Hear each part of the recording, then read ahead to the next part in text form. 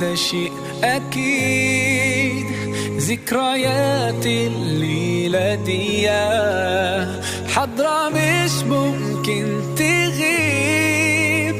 إحساس اليوم ده مين فيكم ينسى؟ على طول تجمعكوا أحلى حياة.